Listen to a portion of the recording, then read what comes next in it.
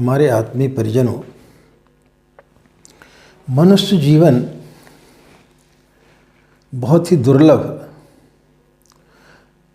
हमारे शास्त्रों में बताया गया है। 84 लाख योनियों में भटकने के पश्चात में व्यक्ति को ये मनुष्य जीवन प्राप्त होता है। लेकिन हम अपने जीवन को अनेक प्रतिस्पर्धाओं में लगा करके और जीवन के उस उद्देश्य को भूल जाते हैं। हम सारी दुनिया को जानने का प्रयत्न करते हैं, अपने पड़ोसी को जानने का दावा करते हैं, अपने मित्रों को जानने का दावा करते हैं, अपने बच्चों को जानने का दावा करते हैं, अपनी पत्नी को जानने का दावा करते हैं। लेकिन हम स्वयं को कितना जानते हैं? हम जीवन भर स्वयं को नहीं जान पाते हैं।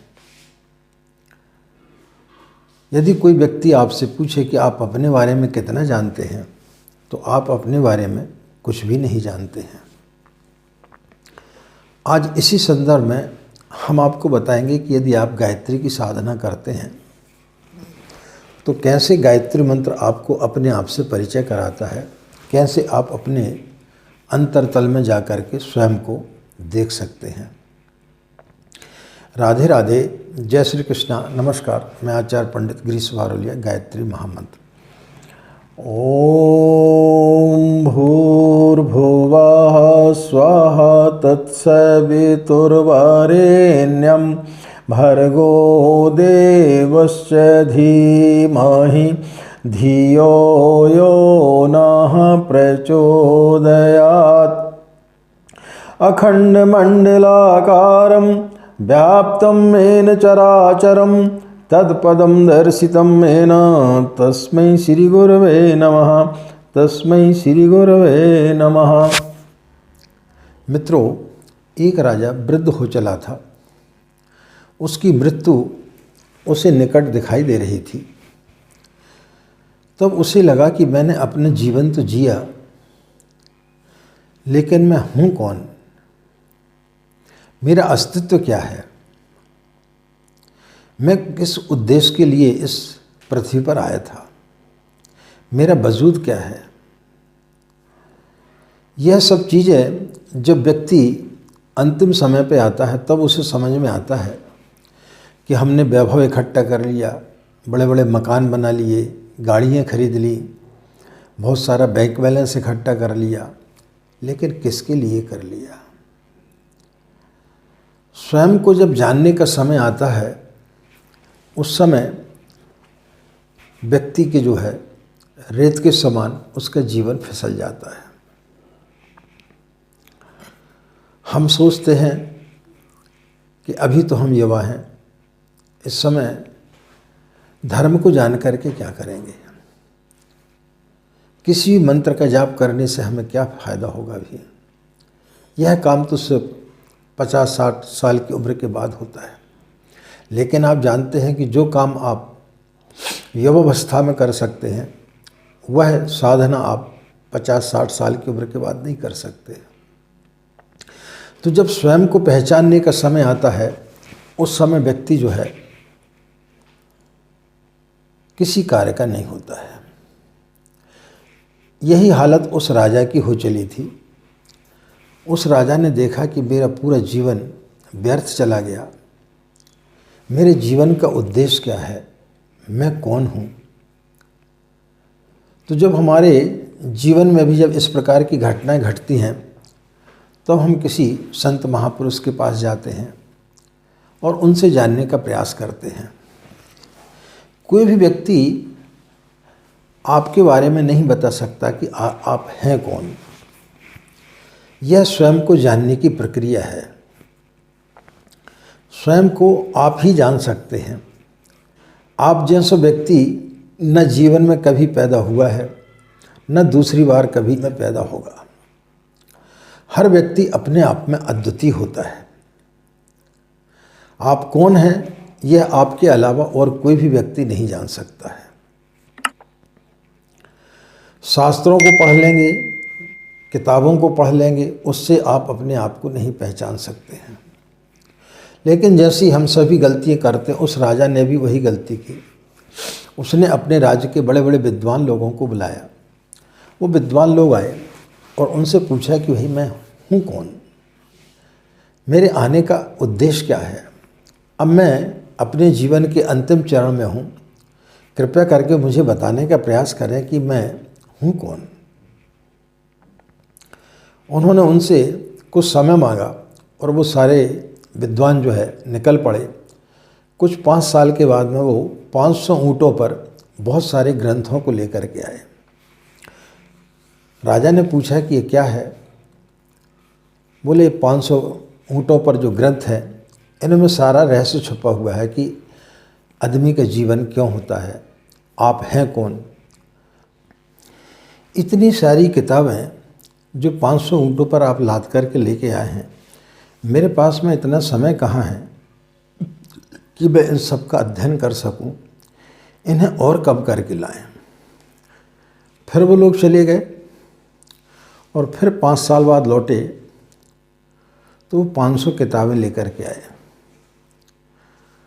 उस समय तक उसकी उम्र 80 वर्ष की हो गई थी।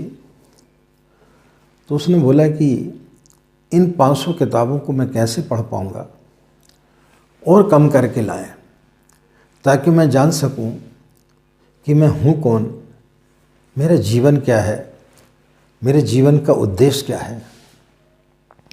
वो लोग फिर गए। फिर 5 साल के पश्चात में 5 किताब लेकर के आए। उस राजा की उम्र 85 साल की हो चुकी थी। आँखों में देखना बंद हो गया था, कान एकदम जीर्ण हो चुके थे, कानों में कुछ सुनाई नहीं देता था। तो उसने बोला कि अब ये 5 किताबें मैं पढ़ूँगा कैसे। फिर उन्हें और कम करने के लिए बोला गया। तो वो 2 साल फिर उनको लगा और वो 5 पन्ने में लिख करके लेके आया।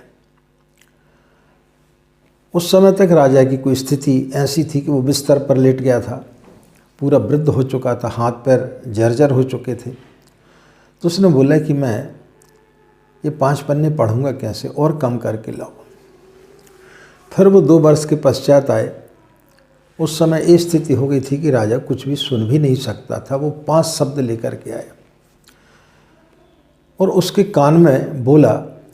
अब कान में क्या बोला, धर्म बोला कि मोक्ष बोला कि ज्ञान बोला, लेकिन उसे कुछ भी पता नहीं चला।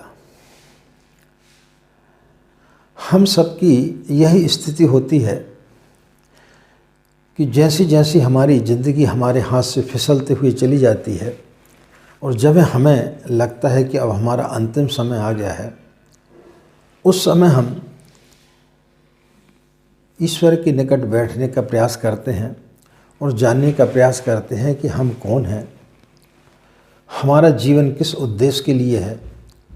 बाकी समय सिर्फ हम अपनी ज़िंदगी को आपाधापी में लगा देते हैं और जिस चीज़ को जानना चाहिए, सारी दुनिया को जानने का प्रयास कर लेते हैं, चांद तारों में जाने का प्रयास कर लेते हैं, उनके बारे में जानने का प्रयास कर लेते हैं, लेकिन स्वयं को व्यक्ति कभी नहीं जान पाता है। और जब अंतिम समय आता है, उस समय व्यक्ति की इतनी शक्ति नहीं होती है कि वो ईश्वर का नाम ले सके। आप कल्पना करें कि यदि आपकी उम्र 65-70 वर्ष की हो गई है और उस समय यदि कोई व्यक्ति आपसे बोले कि आप 1.25 लाख के 5 अनुष्ठान कर लें या आप कोई पुरुषचरण कर लें, संभव हो पाएगा क्या? जो समय आप अपने युवावस्था में दे सकते थे, जो एनर्जी आपके पास में युवावस्था में थी, क्या वृद्ध अवस्था में आपके पास में उतनी ही एनर्जी है?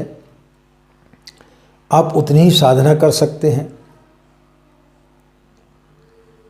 हम यदि अपने जीवन को पलट करके देखें, हमने अपने जीवन काल में, जैसे कि हमने अपने वीडियो में बताया है कि हमने 9 पुरुषचरण किए हैं,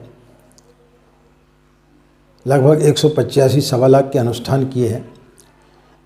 इस उम्र में यदि हम चाहते तो कर पाते क्या? लेकिन उन सब के लिए हमने अपने समय का सदुपयोग किया और सही समय पर गुरुदेव के माध्यम से हमें आभास हुआ और हम उस कार्य को कर पाए। तो यह कार्य आज की तारीख में संभव नहीं हो पाता, लेकिन हम सब यही करते हैं कि पहले पढ़ लें, उसके बाद में अच्छी नौकरी करें, बच्चे पैदा करें, फिर उनके लिए कुछ करें, और जब हमारा शरीर जरा जीर्ण हो जाता है उस समय फिर हमारे मन में विचार आता है कि अब हम ईश्वर भक्ति करें। तो फिर हमारी उसी राजा के समान स्थिति हो जाती है कि हमें एक पुरुष चरण, एक अनुष्ठान भी जो है इस प्रकार से मालूम होता है जैसे कि 500 ऊँटों पर कोई साहित्य लेकर के आ गया है। और फिर जब अंतिम समय आता है उस समय यदि कोई हमसे बोले कि आप एक बार गायत्री मंत्र बोल लें, तो वो भी स्थिति हमारी नहीं हो पाती है। तब आपने देखा होगा कि जब व्यक्ति मरने की स्थिति में होता है तो वहाँ कोई गायत्री मंत्र लगा देता है, कोई महामृत्युंजय मंत्र लगा देता है, लेकिन वो सुन भी नहीं पाता है। तो आपको तय करना है कि आप अपने जीवन को किस प्रकार से जीना चाहते हैं।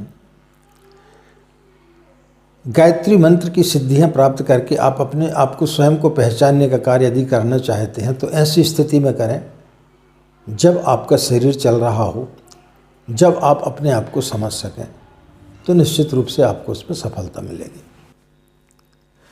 तब फिर हम अपने आप को उसी तरीके से समझ लेते हैं जैसे कि आपने मजनू के बारे में सुना होगा। उस राज्य के राजा ने मजनू को बुलाया और बोला, भाई लैला में कुछ भी नहीं है, तो उसके पीछे क्यों पड़ा है? एक सुंदर लड़कियां हैं, हम तेरी उससे शादी करा देते हैं। सभी लोगों ने देखा है कि लैला एकदम साधारण है।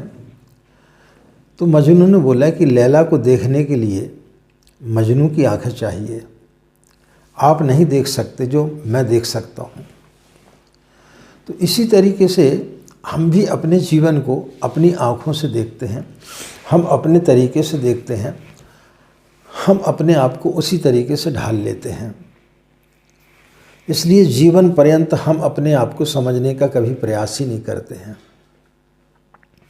इसलिए कभी किसी व्यक्ति को बोला जाए कि आप साधना करें, तो वो सोचता है कि अभी साधना करके करेंगे क्या, अभी तो जीवन बहुत पड़ा हुआ है, बाद में कर लेंगे।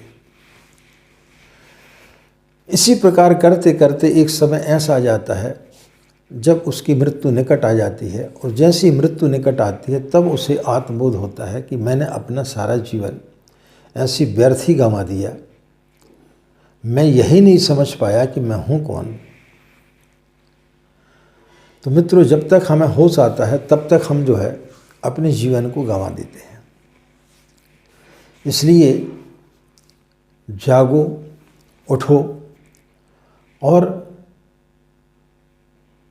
एक ऐसा मंत्र किसी योग दृष्टा के द्वारा हम सभी के लिए दिया गया है जिसे गायत्री मंत्र बोलते हैं, जिसके जपने मात्र से ही व्यक्ति की अनेक समस्याओं का समाधान तो होता ही है, उसके अनेक कष्ट, उसके अनेक पाप खत्म हो जाते हैं और उसे अपने जीवन का उद्देश्य पता चलता है। जैसी व्यक्ति गायत्री की साधना करता है उसके बाहर जगत की सारी चीज़ें समाप्त हो जाती हैं, और जब वो अंतर जगत में प्रवेश करता है तब वह अपने आप को पहचान पाता है कि मैं हूँ कौन, मेरा उद्देश्य क्या है इस जीवन का। तो मित्रों, जिस दिन आप अपने जीवन के उद्देश्य को समझ लेंगे कि आपका जीवन किस लिए आपने लिया है, तो फिर आपका जीना सार्थक हो जाएगा। लाखों करोड़ों लोगों में से कोई एक बुद्ध महावीर होते हैं, जीसस, रामकृष्ण परमहंस, पूज्य गुरुदेव जैसे होते हैं, जो जीवन को पहचान जाते हैं, जो अपने आप को पहचान जाते हैं और फिर अपने जीवन को वो सही उद्देश्य में लगाते हैं जिसके लिए ईश्वर ने उन्हें इस सृष्टि पर भेजा था। बाकी सभी लोग तो जो है पेट और प्रजनन में लगा देते हैं। तो मित्रों, जो भी व्यक्ति गायत्री की साधना करता है निश्चित रूप से उसे ये बोध होता है, और जिस दिन उसे ये बोध हो जाता है उस दिन उसके व्यक्तित्व में अलग ही निखार आ जाता है। तो इस मंत्र के समीप बैठें, इस मंत्र का जाप करें तो निश्चित रूप से आपके जीवन का उद्देश्य पूरा होगा और आप स्वयं को पहचान पाएंगे कि मैं हूँ कौन। और जिस दिन व्यक्ति स्वयं को पहचान गया उस दिन वो परमात्मा के काफ़ी निकट पहुँच जाता है। आशा मित्रों, यह जानकारी आपके लिए अच्छी लगी होगी। इन्हीं कामनाओं के साथ में कि आपका दिन मंगलमय हो, आप लोग खुश रहें, मस्त रहें। माँ गायत्री व पूज्य गुरुदेव की असीम कृपा इसी प्रकार आप लोगों के जीवन पर सदैव बनी रहे। आप सभी के अंदर बैठे परमात्मा को हमारा प्रणाम। हमें आज्ञा दें। नमस्कार। ओम शांति।